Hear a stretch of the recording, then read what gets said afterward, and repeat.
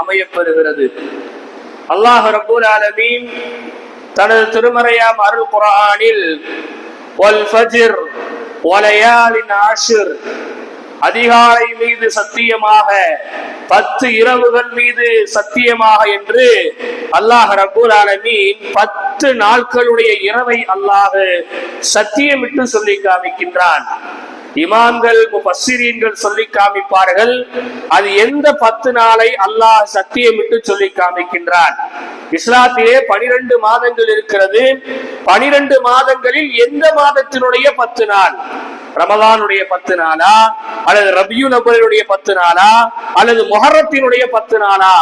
எந்த 10 நாளை அல்லாஹ் சொல்கின்றான் என்றால், இப்பொழுது நாம் அமர்ந்திருக்கின்றோமே இந்த துல்ஹஜ் மாதம், இந்த துல்ஹஜ் மாதத்தினுடைய 10 இரவுகளை தான், 10 நாட்களை தான் அல்லாஹ் ரப்பல் ஆலமீன் சத்தியமிட்டு சொல்லி காமிக்கின்றான். பொதுவா அல்லாஹ் தஆலா சத்தியம் விடுறான்னு சொன்னா ஒரு சாதாரண விஷயத்தின் மீது அல்லாஹ் சத்தியம் விட மாட்டான். மகத்துவம் வாய்ந்த, சிறப்பு வாய்ந்த காரியங்கள் மீது மட்டுமே அல்லாஹ் ரப்பல் ஆலமீன் சத்தியம் விடுகின்றான். அல்லது அல்லாஹ் எதை சத்தியமிட்டு சொல்லிவிட்டானோ அது மகத்துவமானதாக, சிறப்பு வாய்ந்ததாக ஆகிவிடுகிறது. இந்த துல்ஹஜ் மாதத்தினுடைய 10 நாட்களை நாம் சரியான முறையிலே கழிக்க வேண்டும். ஒவ்வொரு நாளிலும் 24 மணி நேரங்கள் இருக்கிறது. இந்த 10 நாட்களில் 240 மணி நேரங்கள் இருக்கிறது. இந்த 240 மணி நேரங்களையும் நாம் வீணாக்கிவிடக் கூடாது.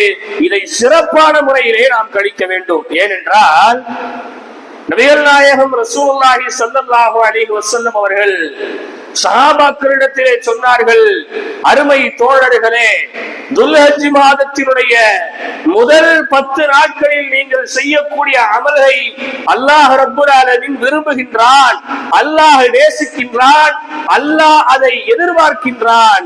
இந்த துல்ஹஜ் மாதத்தினுடைய முதல் 10 நாள் நீங்கள் செய்கின்ற அமலை போன்று வேற எந்த மாதங்களிலும் நீங்கள் செய்யக்கூடிய அமலை அல்லாஹ் நேசிப்பதில்லை. துல்ஹஜ் மாதம் இன்னைக்கு 2வது பிறையில் நாம் அமர்ந்திருக்கின்றோம். இன்னும் ஏறத்தாழ 7 நாட்கள் நமக்கு இருக்கிறது. இந்த 7 நாட்களில் நாம் செய்யக்கூடிய அமல்களை அல்லாஹ் நேசிப்பதை போன்று வேறு எந்த மாதத்திலும் அல்லாஹ் நாம் செய்யக்கூடிய அமலை நேசிப்பதில்லை.